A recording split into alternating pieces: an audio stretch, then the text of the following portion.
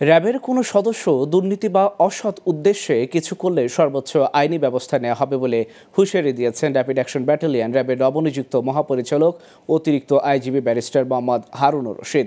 রোববার দুপুরে রাজধানীর কুর্মিটোলা র্যাব সদর দপ্তরে আয়োজিত র্যাব ফোর্সেসের ৫ দফা দিক নির্দেশনা ও কর্মপন্থা ঘোষণা প্রসঙ্গে সাংবাদিকদের সঙ্গে মতবিনিময় সভায় তিনি এই হুঁশিয়ারি দেন।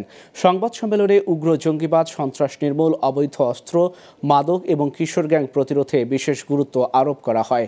সর্বোচ্চ পেশাদারিত্বের সঙ্গে অর্পিত দায়িত্ব পালনে প্রত্যেকটি ব্যাটালিয়নকে নির্দেশনা দেওয়া হয়েছে বলে জানিয়ে র্যাব ডিজি বলেন, র্যাবের প্রতি মানুষের যে আস্থা ও বিশ্বাস তা আরও বাড়াতে হবে।